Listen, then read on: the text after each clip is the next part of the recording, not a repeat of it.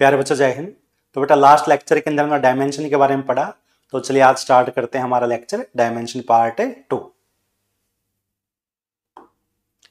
तो सबसे पहले बेटा जो हमें लास्ट लेक्चर के अंदर हमने पढ़ा था, एक बार उसको थोड़ा रिवाइज कर लेते हैं।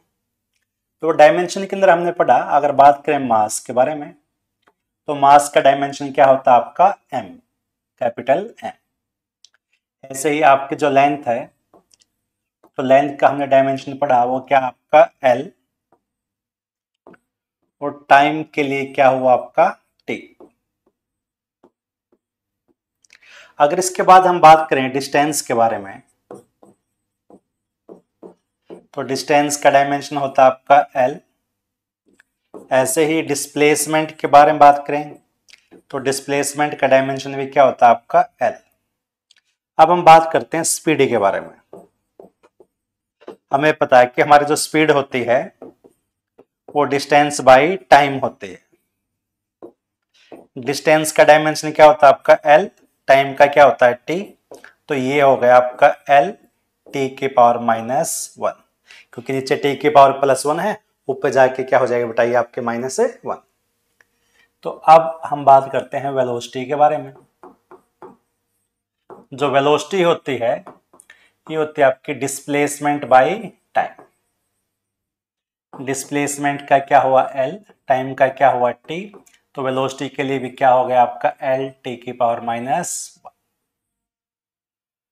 अब हम बात करते हैं भी एक्सेलरेशन के बारे में। एक्सेलरेशन का हमें पता है कि एक्सेलरेशन होता है change in velocity upon time taken. तो वेलोसिटी हमें देखना है कि आपकी जो टर्म है यहां पर वो क्या है, वेलोसिटी है। यानी वो चाहे चेंज इन वेलोसिटी बोल रहे, चाहे इनिशियल वेलोसिटी बोल रहे, चाहे वो फाइनल वेलोसिटी बोल रहे, चाहे वो वेलोसिटी ऑफ लाइट बोल रहे, हमें एक सिर्फ ये देखना है कि क्वांटिटी कौन सी है। क्वांटिटी हमारे पास यहाँ पर क्या है, वेलोसिटी है। तो वेलोसिटी के लिए भी हमने डायमेंशन लिखा L T की पावर क्या -1, नीचे क्या आपका T। तो ये T भी आपका ऊपर जाएगा बेटा माइनस का हो जाएगा, L T की पावर -2। ये हो गया आपका एक्सेलरेशन के लिए। अब हम बात करते हैं फोर्स के बारे में। फोर्स हमें पता है, फोर्स होता है मास इंटू एक्सेलरेशन। मास के लिए m और एक्सेलरेशन के लिए क्या आ गया आपका L T की पावर -2। तो इस प्रकार से जो कुछ बेसिक डायमेंशन हमने रिवाइज की, चलो कुछ एक दो फॉर्मूले और रिवाइज करते हैं। जैसे अगर हम बात करें वर्क के बारे में, तो वर्क होता है आपका फोर्स इनटू डिस्प्लेसमेंट। तो फोर्स के लिए अभी हमने निकाला mL T -2, डिस्प्लेसमेंट के लिए क्या हुआ आपका L। तो L की पावर 1 ये है और 1 ये है, तो ये हो गया m L की पावर 2 और T की पावर हो गया -2। अब अगर हम बात करें पावर के बारे में, तो पावर क्या होती है आपके वर्क बाई टाइम। वर्क के लिए क्या निकाला अभी हमने m L की 2 T की -2। टाइम के लिए क्या हो गया T। तो ये हो गया आपका m L की 2, ये भी ऊपर जाएगा आपका माइनस में हो जाएगा बेटा, तो T के -3। अब अगर हम बात करें, मान लीजिए एनर्जी के बारे में बात करते हैं, मैं पोटेंशियल एनर्जी के बारे में बात करता हूं। तो पोटेंशियल एनर्जी का फार्मूला क्या होता है आपका mgh। तो m मास, मास के लिए m, g क्या आपका एक्सेलरेशन ड्यू टू ग्रेविटी। और हमें मतलब है केवल एक्सेलरेशन से, चाहे वो ग्रेविटी की वजह से है या किसी ने फोर्स की वजह से है। तो एक्सेलरेशन के लिए भी हम निकाल चुके हैं L T -2, और h का मतलब हाइट, हाइट क्या होती है लेंथ। तो ये हो गया m L की पावर 2 T की पावर -2। अब अगर हम बात करें काइनेटिक एनर्जी के बारे में, तो काइनेटिक एनर्जी का फार्मूला क्या होता है आपका ½ mv²। हाफ एक कांस्टेंट वैल्यू है, डायमेंशन लेस है, तो आप इसको डायमेंशन के अंदर इसको नेग्लेक्ट कर देंगे हम। m मास m, वेलोसिटी L T -1, और इसका क्या आपका स्केयर है। तो ये हो गया m L की 2 और T की क्या हो गया आपका -2।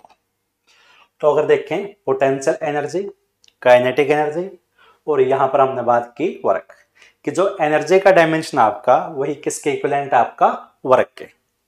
तो इस प्रकार से जो हमने कुछ टर्म पढ़ी थे डायमेंशन के अंदर, वो रिवाइज की हैं। तो चलिए आगे स्टार्ट करते हैं डायमेंशनिंग के यूजीसीएस की एप्लीकेशन क्या क्या। चलिए अब हम स्टार्ट करते हैं डायमेंशनिंग की जो फर्स्ट एप्लीकेशन है, conversion of one system of unit into another, कि कैसे डायमेंशन के बेस पर हम एक सिस्टम ऑफ यूनिट को दूसरे सिस्टम के अंदर चेंज कर सकते हैं। तो सबसे पहले हम देखते हैं इसका प्रिंसिपल क्या है, किस चीज के ऊपर ये बेस है। It is based on the fact that magnitude of a physical quantity remain same whatever system is used for a measurement। क्या आप मेजरमेंट के लिए कोई भी सिस्टम और यूनिट क्यों ना यूज कीजिए, आपका फिजिकल क्वांटिटी का जो मैग्नीट्यूड है वो हमेशा क्या रहेगा, सेम रहेगा। जैसे बेटा हम पहले पढ़ चुके हैं, चलो एक बार फिर से इसको एक एग्जांपल से समझते हैं कि आपके पास एक की लेंथ है ए बी और इस ए बी लेंथ की वैल्यू आपकी 5 मीटर है। तो मैं लिख सकता हूं कि जो मेरी ए बी लेंथ है यानी कि इसका जो मैग्नीट्यूड है जिसको हम क्यू से डिनोट करते हैं वो कितना आपका 5 मीटर।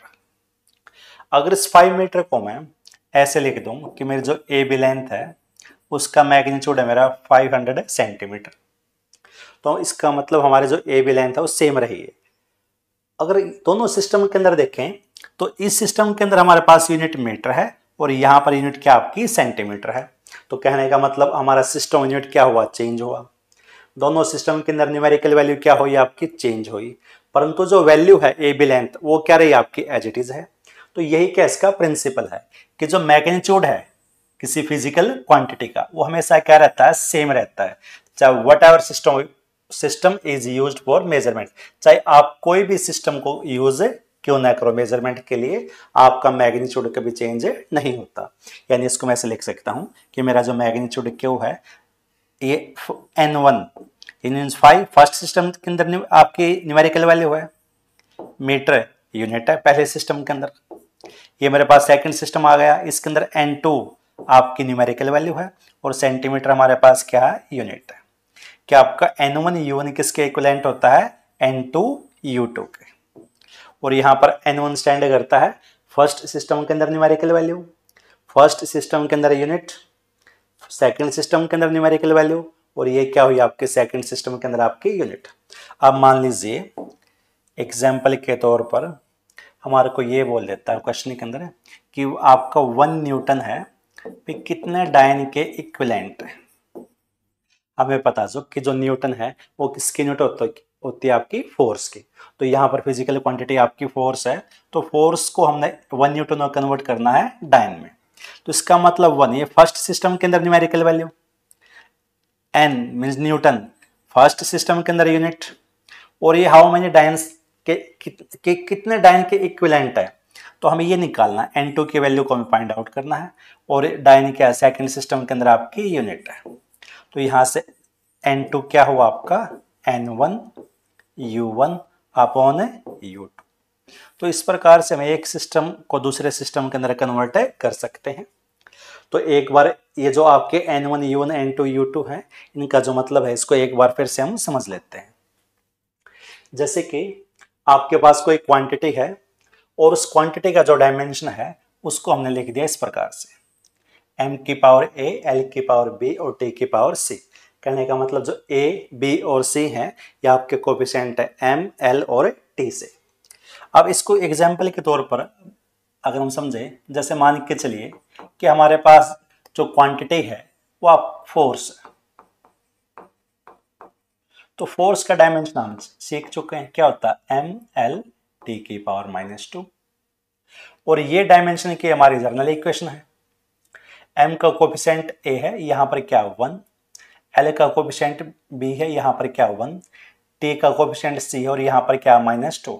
तो ये दोनों को अगर हम इक्वेट करें तो a की वैल्यू क्या आ गई आपकी 1, b की वैल्यू क्या आ गई आपकी 1 और c की वैल्यू क्या आ गई -2। तो ये a b c कोएफिशिएंट की वैल्यू को हम इस प्रकार से डायमेंशन की जो जर्नल इक्वेशन है उसको क्वांटिटी के डायमेंशन के साथ कंपेयर करके निकाल सकते हैं। अब हमें पता है कि अब हमने फॉर्मूला पढ़ा है कि n2 इज इक्वल टू क्या होता है आपका n1 u1 अपॉन u2। अब मुझे n2 निकालना, तो n2 is equal to n1 u1 का मतलब पहला सिस्टम यूनिट, और पहले सिस्टम के अंदर अगर बात करें तो पहला सिस्टम है L1, ये क्या आपकी यूनिट ऑफ लेंथ है फर्स्ट सिस्टम के अंदर। M1 ये यूनिट ऑफ मास है फर्स्ट सिस्टम में। T1 ये यूनिट ऑफ टाइम है फर्स्ट सिस्टम में। तो जो पहला सिस्टम है U1 उसको मैं क्या लिख सकता हूं, ये मेरा मास है, ये मेरी लेंथ है और ये मेरा टाइम है, और इनका जो कोफिशिएंट है ABC।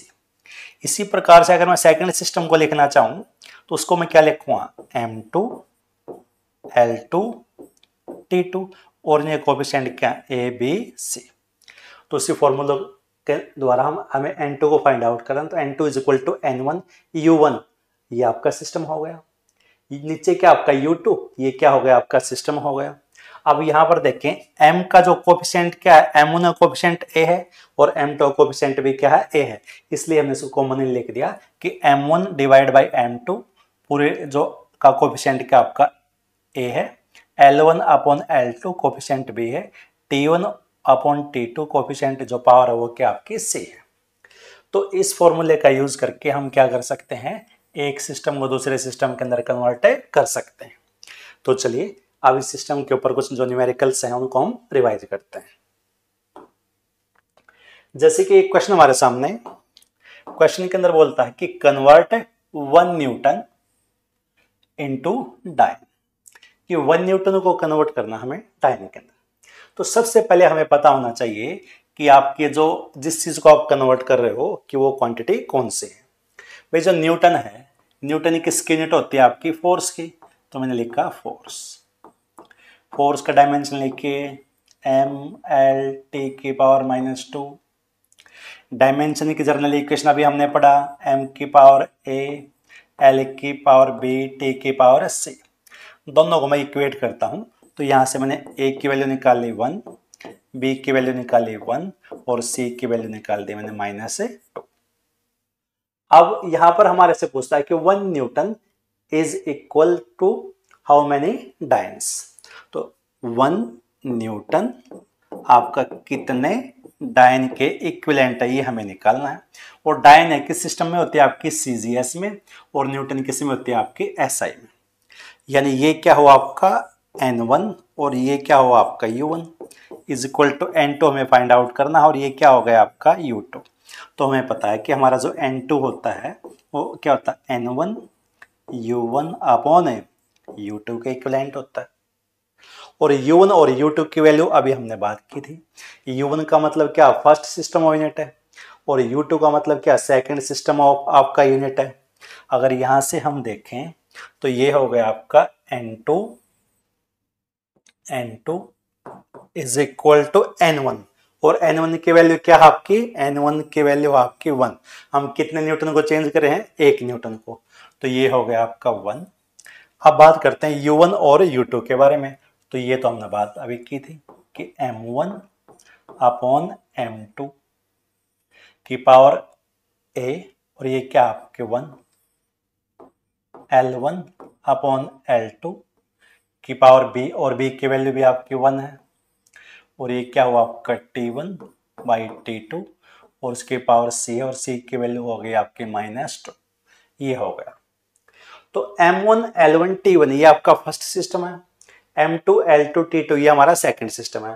फर्स्ट सिस्टम SI है और सेकंड सिस्टम क्या आपका CGS है। तो अब इन वैल्यू को पुट कर देते हैं। N2 इज इक्वल टू 1 से मल्टीप्लाई करेंगे, वैल्यू यही एज इट इज रहेगी।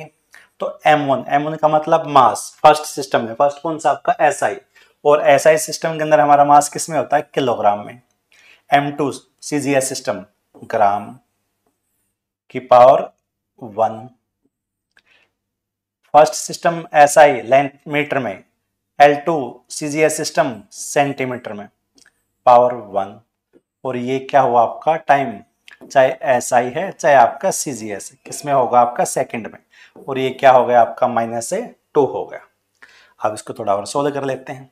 हमें पता भी 1 किलोग्राम में 1000 ग्राम होते हैं, ग्राम पावर 1, 1 मीटर में कितने सेंटीमीटर हुए आपके 100 अपॉन सेंटीमीटर पावर 1, और ये क्या हुआ आपका सेकंड बाई सेकंड पावर -2।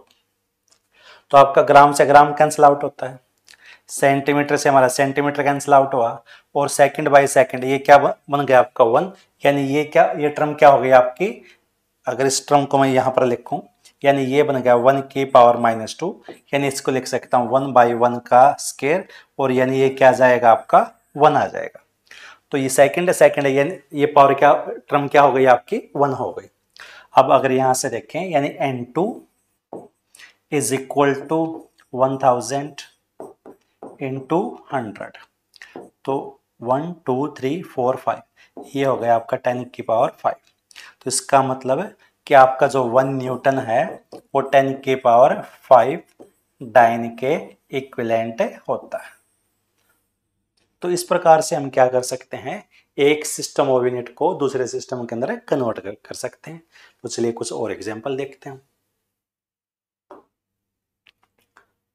अब हमारे सामने एक क्वेश्चन है, क्वेश्चन के अंदर बोलता है हमारे को कि convert 2 joule to a system where unit of mass length and time, कि आपके पास 2 जूल है, तो सबसे पहले हमें पता होना चाहिए कि क्वांटिटी कौन सी है। तो यहां पर किस यूनिट के बारे में बात हुई है, जूल के बारे में।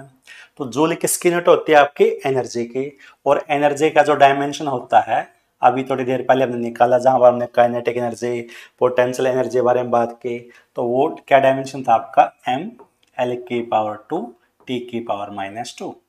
अब डायमेंशन की जो जर्नल इक्वेशन होती है वो होती है आपकी m का कोएफिशिएंट a, l का कोएफिशिएंट b और t का कोएफिशिएंट c।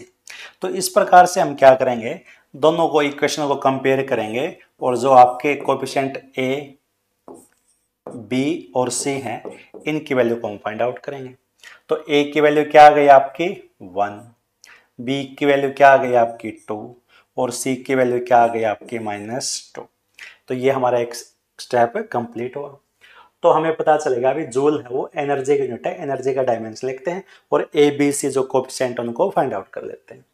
अब 2 जूल को कन्वर्ट करना एक ऐसे सिस्टम में, हमें नहीं पता कि वो सीजीएस है क्या कौन सा सिस्टम, ये बोलता है कि कोई एक अननोन सिस्टम है और उस सिस्टम के अंदर जो मास है, मास की जो यूनिट है वो 10 ग्राम है, लेंथ की जो यूनिट आपकी 20 मीटर है, और टाइम की जो यूनिट है वो क्या आपकी 10 सेकेंड है।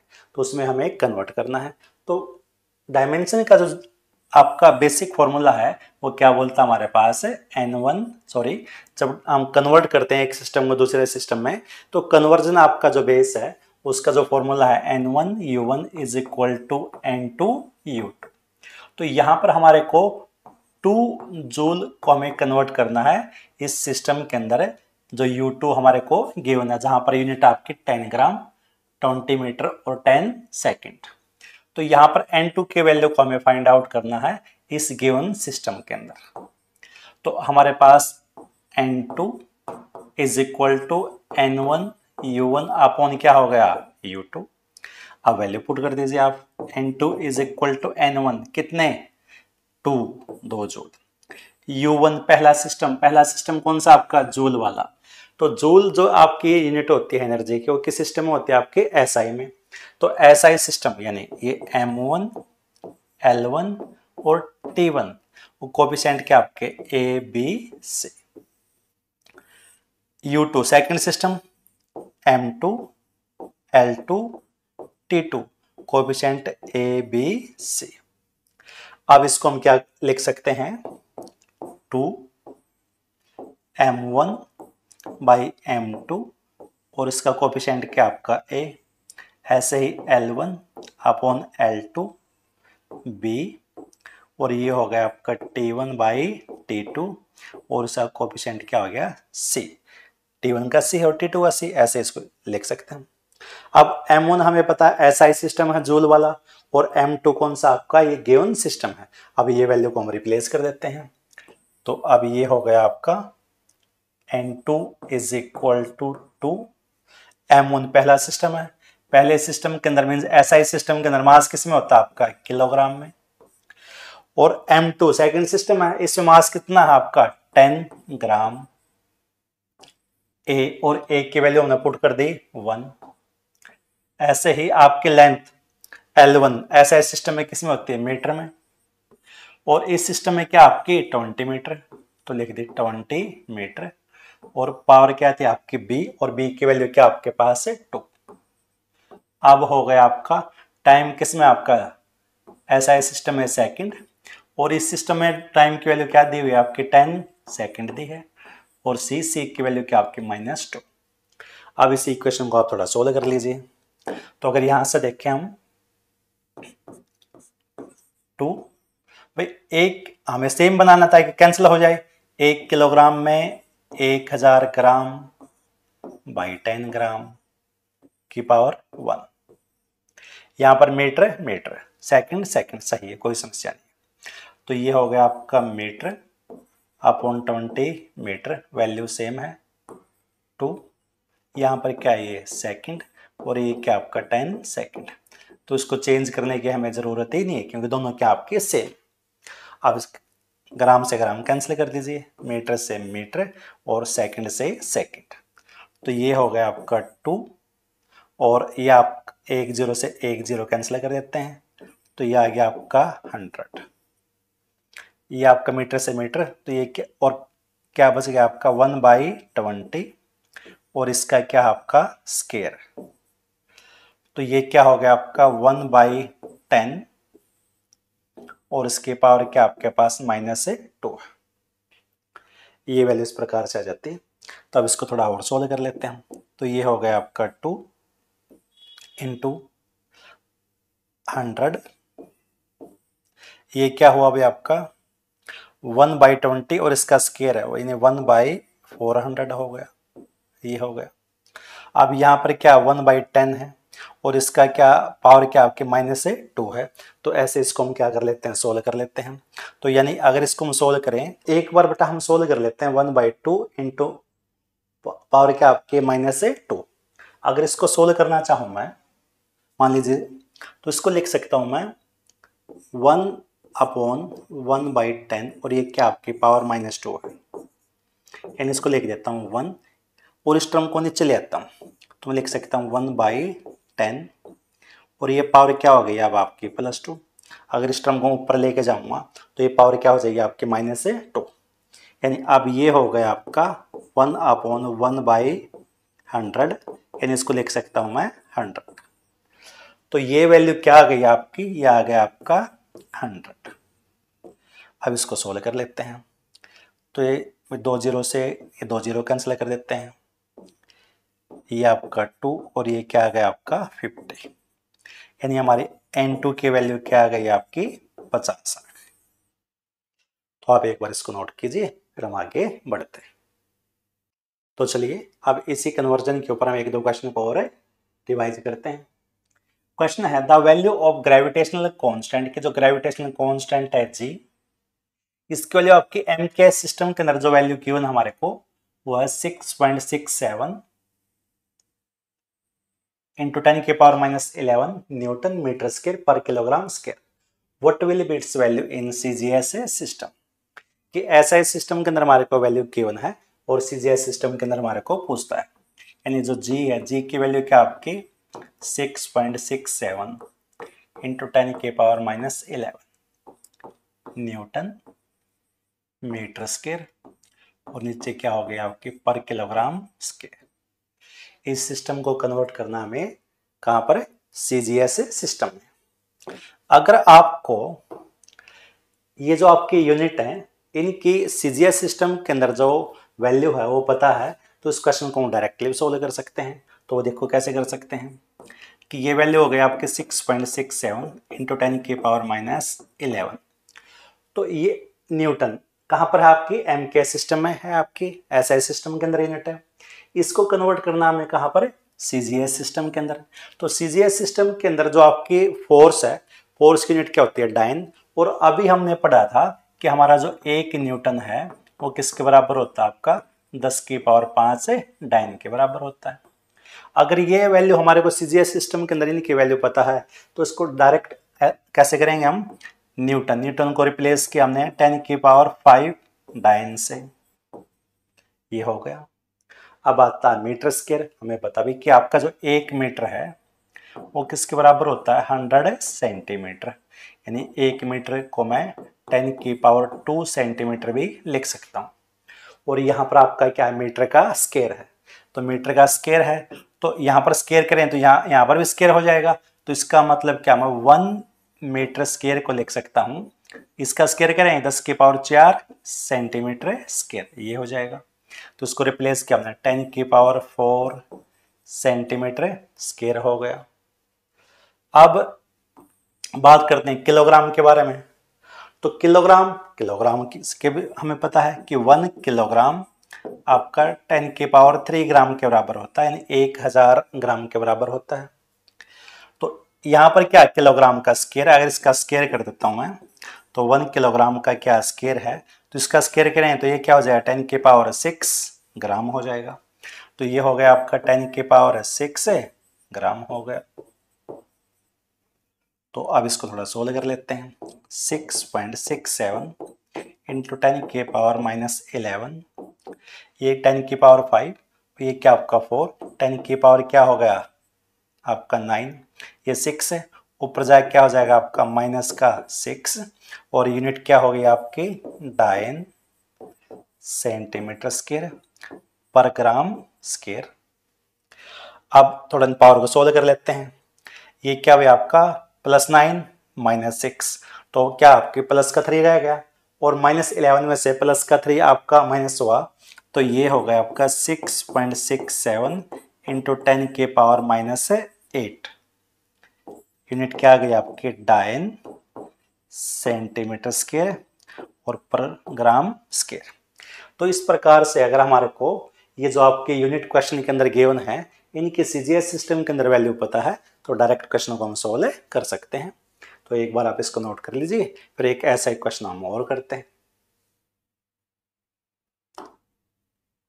तो अब हमारे पास क्वेश्चन है कि convert 0.5 gram centimetre square to SI system. तो यहां पर हमें अपोजिट करना।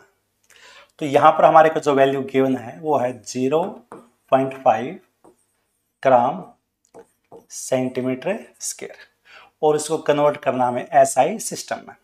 तो एसआई सिस्टम के अंदर हमारा जो मास है वो किस में आ जाएगा आपका किलोग्राम में, और जो आपकी लेंथ है वो किस में आ जाएगी आपकी मीटर में। तो हमें ग्राम को कन्वर्ट करेंगे किलोग्राम में और सेंटीमीटर को कन्वर्ट करेंगे मीटर में। और अभी हमें पढ़ चुके हैं कि हमारा जो 1 किलोग्राम है वो बराबर होता है आपका 10⁻³ ग्राम के। और अगर यहाँ से हम 1 ग्राम को देखें तो 1 gram is equal to 1/10⁻³ kilogram, यानी इसको लिख सकता हूँ 10⁻³ किलोग्राम। तो हमने सबसे पहले कन्वर्ट किया 0.5 ग्राम, और 1 ग्राम को लिख सकते हैं हम 10⁻³ kg। ऐसा सिस्टम के अंदर आ गया। अब यहाँ पर क्या आपका सेंटीमीटर स्क्वायर, इसको कन्वर्ट करना हमें कहाँ पर है, मीटर में। हमें पता है कि आपका 1 metre is equal to 100 centimetre, यानी 10⁻² सेंटीमीटर। और यहाँ से 1 सेंटीमीटर को देखें तो ये नीचे आ गया आपका अगेन, तो क्या बन गया 10⁻² मीटर। और इसका अगर स्क्वायर कर देंगे 1 सेंटीमीटर स्क्वायर, तो इसका आप स्क्वायर कर देंगे 10⁻⁴ मीटर स्क्वायर। तो ये वैल्यू को रिप्लेस करते हैं सेंटीमीटर स्क्वायर, तो सेंटीमीटर स्क्वायर की जगह लिख दिया 10⁻⁴ मीटर स्क्वायर। अब इस इक्वेशन को थोड़ा सोल्व कर लेते हैं हम। तो ये हो गया ऊपर क्या आपका 0.5 इंटू 10⁻⁻3, ये ऊपर जाएगा आपका प्लस का हुआ 10⁻+4, ये आपका किलोग्राम, और नीचे क्या आपका मीटर स्क्वायर। -3 + 4 तो 1 यानी 10 इंटू 0.5 क्या आ गया आपका 5 किलोग्राम पर मीटर स्क्वायर। तो इस प्रकार से हम क्या एक सिस्टम को दूसरे सिस्टम के अंदर कन्वर्ट कर सकते हैं। तो एक बार आप इसको नोट कर लीजिए।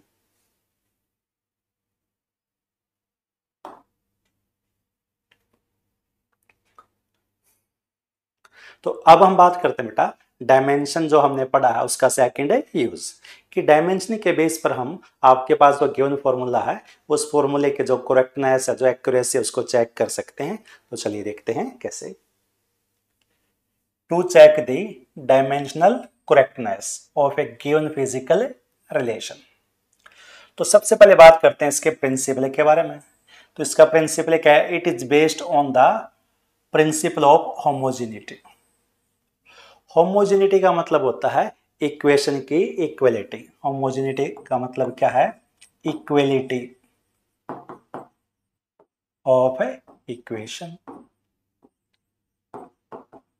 इसका मतलब क्या हुआ कि हमारे पास कोई भी फॉर्मूला क्यों ना हो, हर फॉर्मूले के अंदर हमारे पास दो साइड होती हैं, एक होती है लेफ्ट हैंड साइड और दूसरी साइड क्या होती है आपके पास, राइट हैंड साइड। तो हम क्या करेंगे, दोनों साइड के डायमेंशन लिखेंगे, लेफ्ट हैंड साइड का भी और राइट हैंड साइड का भी। अगर दोनों साइड के आपके जो डायमेंशन है वो इक्वल आ जाते हैं तो इसका मतलब आपके जो गिवन इक्वेशन है वो डायमेंशनली करेक्ट है। और ये अगर हम आपके बराबर नहीं आते हैं तो इसका मतलब वो हमारी इक्वेशन है वो डायमेंशनली कैसे है, आपकी इनकरेक्ट है। तो इसका प्रिंसिपल क्या, principle of homogeneity means equality of equation, means एक लेफ्ट हैंड साइड दूसरी आपकी राइट हैंड साइड, दोनों साइड इक्वल है तो आपके डायमेंशनली इक्वेशन सही है, अगर इक्वल नहीं है तो डायमेंशनली आपकी इनकरेक्ट है। तो चलिए अब कुछ क्वेश्चन है इस फॉर्मूले के ऊपर बेस हम रिवाइज करते हैं। तो पहला हमारे पास क्वेश्चन गिवन है, check the accuracy of relation. और रिलेशन हमारे को गिवन है t is equal to 2 pi root L by G और a simple pendulum using dimension analysis. कि जो सिंपल पेंडुलम के टाइम पीरियड का फॉर्मूला हमारे को गिवन है और इसके एक्यूरेसी को हमें चेक करना है। तो चलिए देखते हैं। तो फॉर्मूला क्या आपके पास, t is equal to 2 pi root L by G. तो यहाँ पर L का मतलब क्या होता है, आपके पास सिंपल पेंडुलम के अंदर जो आपकी स्ट्रिंग की लेंथ होती है वो आपकी L है और G का मतलब क्या, आपका एक्सेलरेशन ड्यू टू ग्रेविटी है। तो फॉर्मूले की अगर सबसे पहले हम लेफ्ट हैंड साइड लेके चलें तो लेफ्ट हैंड साइड के अंदर हमारे पास क्या है, T है। T का मतलब टाइम पीरियड है और टाइम का डायमेंशन क्या होता है आपका, T ही होता है। अब राइट हैंड साइड लेके चलते हैं। तो राइट हैंड साइड के अंदर हमारे को क्या गिवन है, 2 पाई रूट एल बाई जी है। तो 2 पाई क्या है, आपके डायमेंशनल कांस्टेंट है। जो 2 पाई है ये क्या होते हैं आपके डायमेंशनलेस है और एक कांस्टेंट है। तो इन 2 पाई को तो हम क्या डायमेंशन के अंदर इनको नेगलेक्ट कर देते हैं। तो अब क्या आता है आपका रूट एल बाई जी। अब अगर इसको सोल्व करें तो यानी रूट लेंथ के लिए क्या हो गया आपका L, g acceleration due to gravity L T के पावर -2। एल से आपका एल कैंसिल आउट हो जाता है, ये टी की -2 है नीचे तो ऊपर लिख सकते हैं हम इसको टी की पावर है 2। अब ये क्या, टी की पावर 2 और कहाँ पर आपके स्क्वायर रूट में है तो बाहर इससे आपका कैंसिल आउट हुआ तो बाहर क्या निकला आपका टी। तो लेफ्ट हैंड साइड का डायमेंशन क्या आपके पास टी है और जो राइट हैंड साइड है उसका डायमेंशन भी क्या है हमारे पास है टी है। तो इसका मतलब हमारा लेफ्ट हैंड जो साइड है वो किसके इक्विवेलेंट, आपके राइट हैंड है साइड के इक्विवेलेंट है डायमेंशनली। तो इसका मतलब ये जो फॉर्मूला आपका ये डायमेंशनली कैसा आपका करेक्ट है।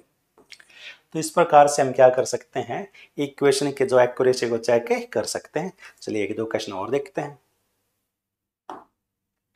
अब हमारे सामने एक क्वेश्चन है, check the dimensional correctness of P is equal to mv/2। और यहाँ पर P का मतलब क्या आपका मोमेंटम, m मास और v क्या आपका स्पीड है। तो इक्वेशन क्या आपके पास P is equal to mv/2। Momentum का अगर बात करें लेफ्ट हैंड साइड के अंदर आपके पास P है। P क्या, मोमेंटम बताया 9th क्लास में पढ़ चुके हैं, मास इंटू वेलोसिटी। तो मास का डायमेंशन m, वेलोसिटी के लिए LT-1, ये क्या आ गया आपका लेफ्ट हैंड साइड का डायमेंशन आ गया। अब हम देखते हैं राइट हैंड साइड को। राइट हैंड साइड के अंदर क्या आपके पास mv/2 है। तो m मास, v वेलोसिटी, LT-1 और ये जो 2 है, 2 तो आपका क्या अगेन डायमेंशनलेस है, कांस्टेंट है तो इसको हम इग्नोर करेंगे। तो यहाँ पर फिर से हम क्या देखते हैं, हमारे लेफ्ट हैंड साइड और राइट हैंड साइड के जो डायमेंशन आपके सेम आ जाते हैं। तो इसका मतलब ये हमारे जो इक्वेशन है ये डायमेंशनली कैसी आपकी करेक्ट है। परंतु अगर देखें यहाँ पर क्या आपका पास P is equal to mv/2, यहाँ पर 2 को हमने क्या किया, इग्नोर किया हुआ है। ये जो इक्वेशन आपकी डायमेंशनली तो कैसी है, करेक्ट है, परंतु अगर देखें 2 को हमने क्या किया है, इग्नोर किया है। तो वैसे इक्वेशन को देखेंगे तो आपकी क्या सही नहीं होगी। तो इसलिए क्या है, आपको ध्यान रखना है कि जो डायमेंशनली करेक्ट इक्वेशन होते हैं वो क्या हो सकती हैं, मे बी फिजिकली इनकरेक्ट, वो आपके इनकरेक्ट हो सकते हैं फिजिकली। क्योंकि डायमेंशन के अंदर हम क्या करते हैं, जो जैसे आपके पास 2 था, इससे पहले क्वेश्चन में क्या आपके पास क्या था, 2 पाई था। तो इस प्रकार के जो भी वैल्यू है उनको इग्नोर कर देते हैं, क्योंकि ये क्या होती है, आपके डायमेंशन लेस होते हैं। तो इस प्रकार से डायमेंशनली हम क्या कर सकते हैं, इक्वेशन की एक्यूरेसी को चेक कर सकते हैं, पर फिजिकली वो आपकी इक्वेशन क्या हो सकती है, इनकरेक्ट हो सकते हैं। तो चलिए कुछ और क्वेश्चन को हम रिवाइज करते हैं। अब आपके पास फॉर्मूला है v is equal to u plus AT। तो आपके जो वेलोसिटी टाइम इक्वेशन आपने क्लास 9th में पढ़ी हुई है, इस इक्वेशन की एक्यूरेसी को हम चेक करते हैं। तो लेफ्ट हैंड साइड लेके चलते हैं अगेन। यहाँ पर हमारे पास क्या है, v स्टैंड करता है किसके लिए, आपका फाइनल वेलोसिटी के लिए। तो हमें पता है हमें कि केवल वेलोसिटी से मतलब है भाई, ना इनिशियल ना फाइनल ना एवरेज, हमें कोई मतलब नहीं, हमें मतलब है केवल क्वांटिटी से, और वो क्या आपकी वेलोसिटी है। तो वेलोसिटी का डायमेंशन क्या हुआ, LT-1, ये हो गया। अब राइट हैंड साइड को लेके चलते हैं। राइट हैंड साइड के अंदर क्या आपके पास u प्लस AT। u का मतलब क्या आपके पास इनिशियल वेलोसिटी, a का मतलब एक्सेलरेशन, t का मतलब क्या आपके पास टाइम, यानी u velocity LT-1 plus acceleration LT-2 time t। थोड़ा और सोल्व करते हैं, LT-1 प्लस t के -2 t की +1, तो ये क्या हुआ, LT के पावर -1। अब LT की पावर -1 LT की पावर -1, तो इसका मतलब दोनों जो क्वांटिटी का डायमेंशन क्या आपका सेम है, और हमें पता है कि सेम डायमेंशन की क्वांटिटी को हम ऐड कर सकते हैं, और सेम क्वांटिटी जो डायमेंशन की जो क्वांटिटी है उनको माइनस भी कर सकते हैं। अगर मास के अंदर मास को जोड़ेंगे तो क्या बनेगा आपका मास, और लेंथ के अंदर से अगर लेंथ को माइनस करेंगे तो क्या बचेगी आपकी लेंथ। तो इसी प्रकार से अगर LT-1 के अंदर हमने क्या ऐड किया, LT की पावर -1, तो ये क्या बनेगा आपका LT की पावर -1 ही बनेगा। तो आपका लेफ्ट हैंड साइड के अंदर LT-1 है, राइट हैंड साइड के अंदर क्या आ गया आपका LT पावर -1 आ गया। तो इसका मतलब लेफ्ट हैंड जो साइड है आपकी वो किसके इक्विवेलेंट आप आई है, राइट हैंड साइड के। तो इसका मतलब ये जो आपकी इक्वेशन है वो डायमेंशनली कैसी आपकी करेक्ट है। तो चलिए कुछ और क्वेश्चन देखते हैं। अब इक्वेशन आपके पास s is equal to ut plus half AT square. तो यहाँ पर s क्या आपकी डिस्प्लेसमेंट है लेफ्ट हैंड साइड के अंदर, तो इसके लिए क्या हो गया आपका डायमेंशन L हो गया।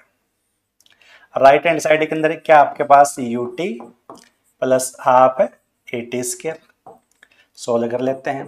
u इनिशियल वेलोसिटी भाई LT-1 t time t plus 1/2 dimensionless constant acceleration LT-2 t square, t का स्क्वायर, t के -1 t के +1 कैंसिल, -2 +2 कैंसिल। तो ये हो गया आपके पास L, और यहाँ क्या बचता है आपका L, और L प्लस L किसके इक्विवेलेंट होता है आपके L के। तो इसका मतलब आपके जो लेफ्ट हैंड साइड का डायमेंशन है वो किसके इक्विवेलेंट है, राइट हैंड साइड के डायमेंशन के बराबर। तो ये आपकी इक्वेशन भी कैसी हुई आपकी डायमेंशनली करेक्ट। चलिए आगे बढ़ते हैं। अब क्वेश्चन हमारे पास find the dimension of constant a and b in the equation. हमारे पास एक इक्वेशन दी हुई है, और यहाँ पर बोलता है कि जो a और b है ये कोई दो कांस्टेंट है, हमें नहीं पता क्या है, इनके डायमेंशनों को हमें क्या है फाइंड आउट करना है। और यहाँ पर जो v है, v का मतलब इस इक्वेशन के अंदर क्या आपकी वेलोसिटी है, t का मतलब क्या आपके पास टाइम है, और ये जो a और b ये क्या आपके कोई दो कांस्टेंट है, और इनके डायमेंशन को हमें फाइंड आउट करना है। तो कर सकते हैं। तो इक्वेशन क्या आपकी v is equal to a plus bt।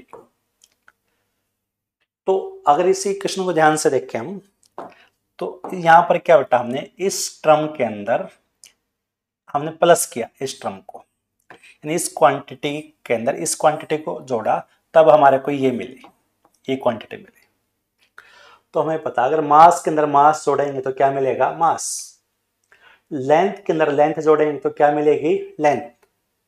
तो यहां पर क्या आपकी वेलोसिटी है, ये क्या आपकी वेलोसिटी है, ये वेलोसिटी है। तो इसका मतलब क्या हुआ, ये भी क्या रही होगी वेलोसिटी, और ये भी क्या रही होगी आपकी वेलोसिटी, क्योंकि वेलोसिटी में वेलोसिटी ऐड करो तभी तो क्या बनेगी आपकी वेलोसिटी बनेगी। तो इसका मतलब ये हुआ अगर v वेलोसिटी है तो a भी क्या आपका वेलोसिटी, तो a का वही डायमेंशन होगा जो कि आपकी वेलोसिटी का है। तो a का डायमेंशन क्या आ गया आपका L(t⁻⁻1) आ गया। सेम एज अगर v वेलोसिटी है तो इसका मतलब ये जो bt है ये भी क्या आपकी वेलोसिटी है, तो v is equal to bt। b का निकालना तो क्या आ गया आपका v divide by t। Velocity के लिए लिख दीजिए L(t⁻⁻1), टाइम के लिए क्या हो गया t, तो ये हो गया आपका L(t⁻⁻2).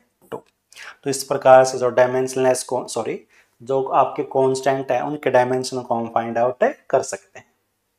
तो एक बार इसको नोट कीजिए, फिर हम कुछ और क्वेश्चन रिवाइज करते हैं। तो अब हम एक ऐसे ही जो क्वेश्चन है यहाँ पर जो एक्यूरेसी चेक करने का वो करते हैं। तो हमारे पास सामने formula ½mv² is equal to mgh। इस फॉर्मूले की एक्यूरेसी को चेक करते हैं। तो सबसे पहले हमने देखा 1/2। 1/2 क्या आपका एक नंबर है और ये क्या आपका डायमेंशनलेस है, कांस्टेंट है।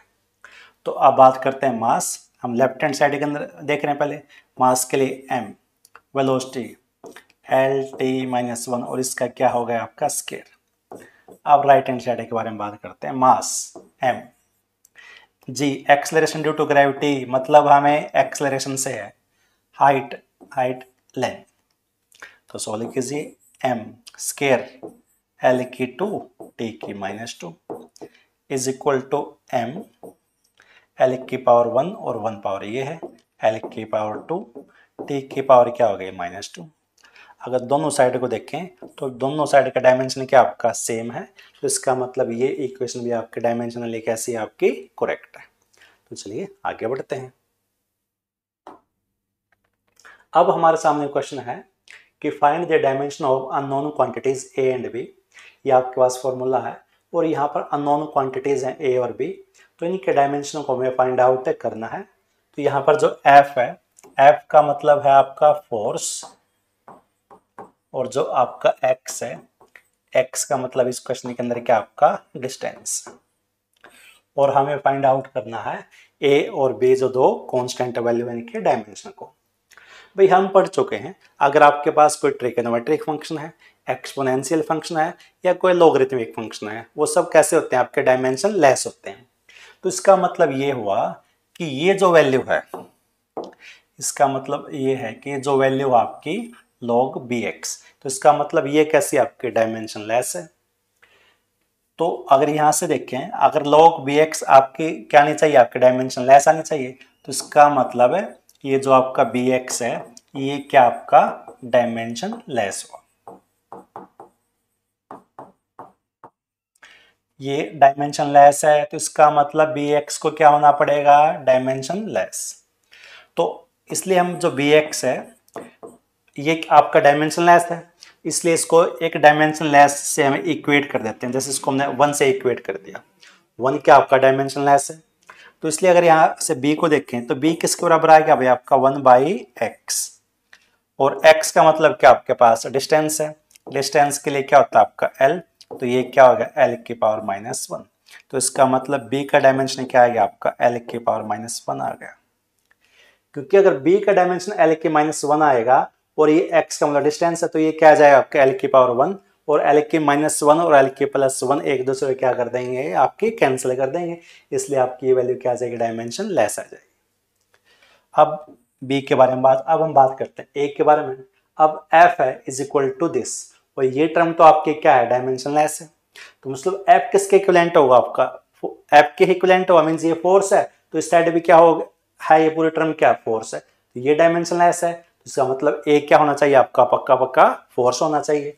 तो आपका f है वो किसके बराबर हुआ आपका a, तो a f फोर्स तो m(L(t⁻2) is equal to a। तो इस प्रकार से हम जो आपके अननोन क्वांटिटीज है उनके डायमेंशन को फाइंड आउट कर सकते हैं। चलो एक दो क्वेश्चन और हम रिवाइज करते हैं। अब आपके सामने एक इक्वेशन है, ये जो वंडर वाली इक्वेशन गिवन है, जहां पर हमारे को क्यों है P plus A by V square into V minus V is equal to R T. तो आप इक्वेशन को पढ़ चुके हो, वंडर वाले इक्वेशन। यहाँ पर P का मतलब क्या होता है आपका प्रेशर, P होता है आपका प्रेशर, जो कि क्या होता है आपका फोर्स बाई एरिया, प्रेशर के लिए फॉर्मूला। P का मतलब क्या होता है यहाँ पर वॉल्यूम। A और B आपके दो अननोन क्वांटिटीज हैं, A और B आपके दो अननोन क्वांटिटीज हैं, इनके डायमेंशन को आपको फाइंड आउट करना है। R गैस कांस्टेंट होता है आपका और T क्या आपका टेम्परेचर। तो चलिए इस क्वेश्चन को अब हम सोल्व करते हैं। तो सबसे पहले हम अप्रोच लगाते हैं V माइनस P के लिए। भाई V का मतलब क्या, V का मतलब है वॉल्यूम, और वॉल्यूम में से क्या माइनस हुआ B। अब हमें पता है केवल सेम डायमेंशन की क्वांटिटी ऐड हो सकती हैं और वही क्या हो सकती है आपकी सब्ट्रैक्ट हो सकती है। इसका मतलब ये हुआ कि V माइनस ये जो B टर्म है, यहाँ पर V का मतलब अगर वॉल्यूम है तो इसका मतलब B का मतलब भी क्या है वॉल्यूम है, क्योंकि वॉल्यूम में से केवल वॉल्यूम ही माइनस हो सकता है। तो इसलिए जो V का डायमेंशन होगा वही डायमेंशन किसका होगा B का। तो V का मतलब वॉल्यूम, वॉल्यूम का क्या होता है आपका L की power 3 is equal to B। तो इस प्रकार से हम B के डायमेंशन को निकाल सकते हैं ये अप्रोच लगा के। अब चलिए बात करते हैं, सेम अप्रोच लगाते हैं हम किसके लिए, ए के डायमेंशन को फाइंड आउट करने के लिए। तो यहां पर आपके पास ही है P plus A by V square. P का मतलब क्या आपके पास प्रेशर है, और प्रेशर के अंदर क्या ऐड हुआ, इसके अंदर ऐड हुआ ए डिवाइड बाई वी स्क्वायर, इसके अंदर क्या हुआ आपका ऐड हुआ। अगर ये प्रेशर है तो इसका मतलब ये टर्म भी क्या आपकी प्रेशर है, तो इसके इक्विवेलेंट ये P प्रेशर, तो इसका मतलब A बाई वी स्क्वायर भी क्या हुआ आपका प्रेशर, और यहाँ से जो A है वो किसके बराबर आ गया आपका P इंटू वी स्क्वायर। अब इनकी वैल्यू को निकाल लेते हैं। तो P का मतलब क्या भाई आपका प्रेशर, ये क्या होता है फोर्स बाई एरिया, फोर्स का क्या होता है MLT माइनस 2, ये क्या एरिया L की पावर 2, सो लिख लीजिए M, L की पावर क्या हो गया -1, T की पावर क्या हो गया -2। तो यानी प्रेशर के लिए डायमेंशन निकाला M, L के -1 और T के -2, और ये क्या V का स्क्वायर मींस वॉल्यूम का स्क्वायर, वॉल्यूम का जो डायमेंशन है वो क्या होता है आपका L की पावर 3, और इसका स्क्वायर करेंगे तो क्या हो जाएगा L की पावर है 6। उसको सोल्व कर लेते हैं, M L की -1 और L की +6, तो ये L की क्या हो गया आपका +5 और T की क्या हो गया आपका -2, ये क्या आ गया इस प्रकार से A का आपका डायमेंशन आ गया। तो इसी अप्रोच को यूज करते हम ऐसे क्वेश्चन सोल्व कर सकते हैं। तो सुन नोट कीजिए, कुछ और क्वेश्चन देखते हैं। तो अब आपके सामने एक इक्वेशन है, find the dimension of unknown quantities P Q in the following. तो आपके पास यहाँ पर U है, U किसके लिए स्टैंड करता है आपका पोटेंशियल एनर्जी के लिए, T स्टैंड करता है टाइम के लिए, और हमें जो आपके अननोन क्वांटिटीज हैं P और Q, इनके डायमेंशन को फाइंड आउट करना है। तो सेम अप्रोच लगाएंगे। तो यहाँ पर ये क्या आपका कोस, अगर इस टर्म को देखें कोस थीटा मींस ये टर्म आपकी कोस, और हमें पता है कि कोई भी ट्रिग्नोमेट्रिक फंक्शन क्यों ना हो वो कैसा होता है आपका डायमेंशन लेस होता है। तो इसका मतलब ये हुआ कि ये जो क्यू टी प्लस π/6 है, इसको पक्का पक्का क्या होना पड़ेगा डायमेंशन लेस। अब हमें पता π/6 तो ऑलरेडी क्या आपका डायमेंशन लेस है, तो इसका मतलब जो क्यूटी है वो भी आपका डायमेंशन लेस है। तो जब भी डायमेंशन लेस के बारे में बात होगी तो उसको डायमेंशन लेस से इक्वेट कर दीजिए, 1 से आप क्या कर दीजिए इक्वेट कर दीजिए। तो जो क्यू है इज इक्वल टू 1 बाई क्या हो गया टी, और क्यू का डायमेंशन आ गया टी की पावर -1, क्योंकि अगर क्यू का टी की -1 है और टी का क्या आ गया आपका टी, तो एक दूसरे को क्या कर देंगे बैलेंस कर देंगे, और ये वैल्यू क्या आ जाएगी आपकी कांस्टेंट आ जाएगी। अब हम बात करते हैं पी के बारे में। भाई ये पोटेंशियल एनर्जी है, ये टर्म डायमेंशन लेस है, तो इसका मतलब इसका ये पक्का पक्का क्या होगा पोटेंशियल एनर्जी इक्विवेलेंट है, तो इसका डायमेंशन वही होगा जो पोटेंशियल एनर्जी का है। तो यहाँ से जो आपका P है वो किसके बराबर आ गया आपका U, मीन्स पोटेंशियल एनर्जी।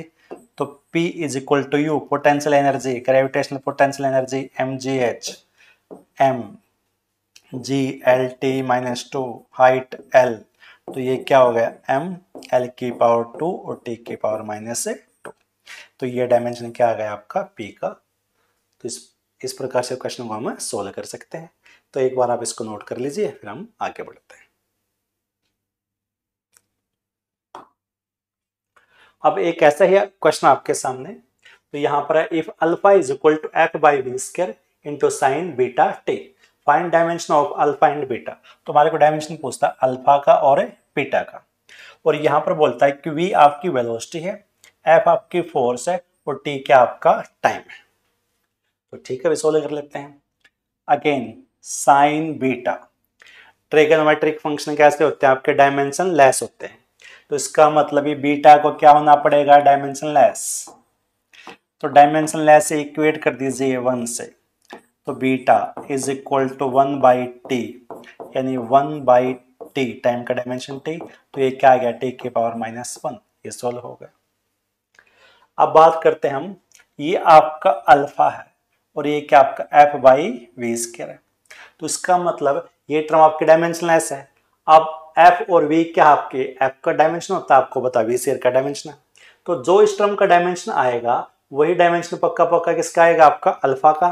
तो अगर यहां से देखें तो alpha is equal to F by V square. तो अल्फा का हमें निकालना था, F force M L T minus 2, velocity L T minus 1, और इसका क्या आपका स्क्वायर है। तो सोल्व कर लेते हैं, M L T minus 2, square कीजिए भाई, एल की 2 टी की माइनस 2। अब सोल्व करते हैं इसको, टी की माइनस 2 से टी की माइनस 2 कैंसिल आउट हो जाती है, एम एल की 1, ये ऊपर जाएगा माइनस का, तो एल की माइनस 1 बच गया भाई। ये डायमेंशन आ गया आपका किसका, अल्फा का। तो सेम अप्रोच से हमने इस क्वेश्चन को सोल्व किया है, तो आप इसको नोट कर लीजिए।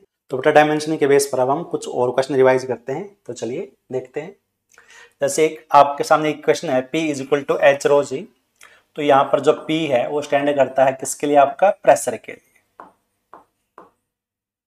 H हाइट है, रो आपकी डेंसिटी है और G acceleration due to gravity है। तो इस फॉर्मूले के हमें करेक्टनेस को चेक करना कि क्या फॉर्मूला आपका डायमेंशनली करेक्ट है या नहीं है। तो हमें आज पढ़ चुके हैं कि जब भी हम करेक्टनेस को चेक करेंगे हम क्या करेंगे, दोनों साइड का डायमेंशन लिखेंगे। अगर दोनों साइड के आपके डायमेंशन क्या आते हैं, सेम आते हैं, तो फॉर्मूला आपका करेक्ट है, अदरवाइज आपका रॉन्ग। तो अगर हम बात करें प्रेशर के बारे में, तो हमें पता है कि जो प्रेशर है वो किसके बराबर होता है भाई, फोर्स अपॉन एरिया। फोर्स क्या आपका एम एल टी माइनस 2 है, एरिया क्या होता है आपका एल की 2 है। तो इसलिए जो प्रेशर का डायमेंशन है वो क्या आ गया आपका एम एल की पावर माइनस 1, क्योंकि ऊपर क्या है प्लस 1 है, ये ऊपर जाएगा माइनस का 2 हो जाएगा, और टी का क्या होगा minus 2, is equal to H height L, rho density, density में पता मास बाई वॉल्यूम, तो मास बाई वॉल्यूम एल की पावर है 3, G acceleration due to gravity L T minus 2। चलिए अब इसको सोल्व कर लेते हैं। तो ये हो आपका भाई एल एल, एल की पावर 2, नीचे एल की पावर 3 है, तो ये आपका नीचे एल की पावर 1 रह गया और ऊपर जाकर एल की माइनस 1 हो जाएगा। तो ये एम एल की पावर माइनस 1 और टी की पावर क्या हो गया माइनस 2, और यहाँ पर क्या एम एल की माइनस 1 और टी की माइनस 2। तो इसका मतलब दोनों साइड का आपका डायमेंशन क्या आपका सेम है, तो ये इक्वेशन आपके डायमेंशनली कैसी आपकी करेक्ट है। चलिए बढ़ते हैं नेक्स्ट क्वेश्चन की ओर। अब इक्वेशन आपकी kinetic energy is equal to 3 mv square. तो इस इक्वेशन की हमें चेक करनी है। तो हमें पता है काइनेटिक एनर्जी में हमें पता है कि एनर्जी का जो डायमेंशन होता है वो क्या होता है, एम एल की 2 और टी की माइनस 2 होता है। अब अगर इस राइट हैंड साइड को देखें तो 3 आपका डायमेंशनलेस कांस्टेंट है, एम मास, वेलोसिटी एल टी माइनस 1 का क्या हो गया आपका स्क्वायर, तो ये हो गया एम एल की 2 और टी की माइनस 2। अगर इस इक्वेशन को ध्यान से देखें हम तो दोनों साइड के आपके डायमेंशन क्या आते हैं, आपके सेम आते हैं। इसका मतलब ये इक्वेशन हमारी डायमेंशनली कैसी है, सही है, परंतु हमें पता है कि जो काइनेटिक एनर्जी जो होती है वो किसके इक्विवेलेंट होती है, आपकी हाफ mv स्क्वायर के इक्विवेलेंट होती है। तो अब ये जो इक्वेशन आपकी फिजिकली अगर इस इक्वेशन को देखें तो ये कैसी आपकी इनकरेक्ट है, परंतु डायमेंशनली ये इक्वेशन कैसी है आपकी करेक्ट है। तो यही आप थोड़ी देर पहले हमने बात की थी, अगर कोई इक्वेशन आपके डायमेंशनली करेक्ट है तो ये पॉसिबल है, ये पॉसिबल भी है कि वो आपके डायमेंशन फिजिकली कैसे हो सकती है, आपकी इनकरेक्ट हो सकती है। तो चलिए कुछ और क्वेश्चन रिवाइज करते हैं। अब जैसे एक क्वेश्चन है a is equal to V T plus B upon X minus C. तो यहां पर अगर इस क्वेश्चन के बारे में बात करें बेटा, तो v का मतलब यहां पर आपका वेलोसिटी से, जो आपका t का मतलब यहां पर टाइम है, और x का मतलब यहां पर अगेन आपका डिस्टेंस।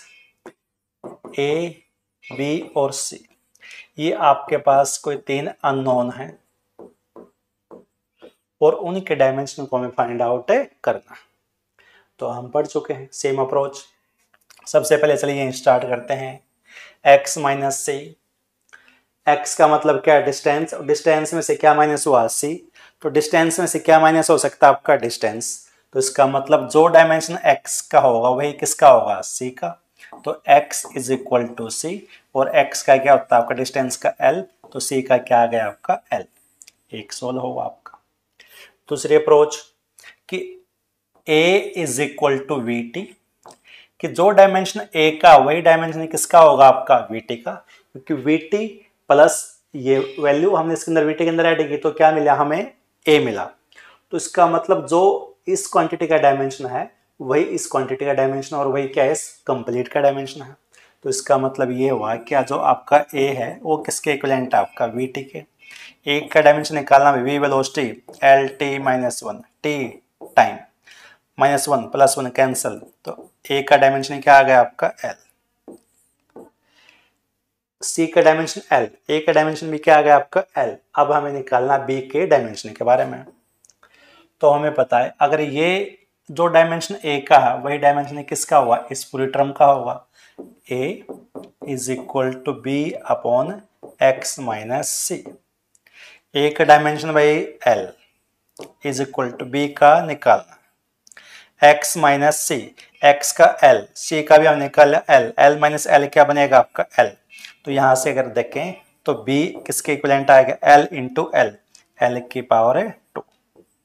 तो b का डायमेंशन क्या आएगा आपका l की पावर 2, c का डायमेंशन l है और a का डायमेंशन भी क्या आपका l है। तो चलिए next question. f is equal to A T square plus B T. F का मतलब यहां पर बच्चों फोर्स है,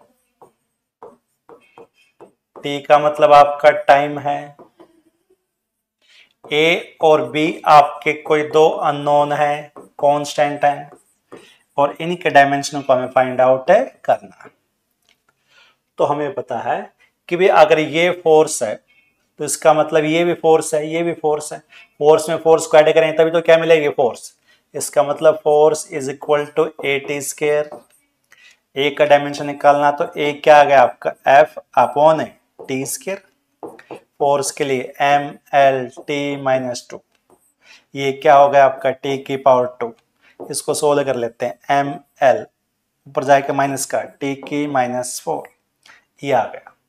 सेम एज एफ फोर्स है तो इसका मतलब बी टी भी क्या आपकी फोर्स है, तो बी क्या आ गया आपका एफ बाई टी। फोर्स के लिए भी M L T minus 2, time के लिए क्या है टी, तो ये हो गया एम एल टी की पावर माइनस 3। एक डायमेंशन किसका आ गया आपका पी का आ गया। तो इस प्रकार से हम क्या है जो अननोन की वैल्यू को फाइंड आउट कर सकते हैं। तो आप एक बार इसको नोट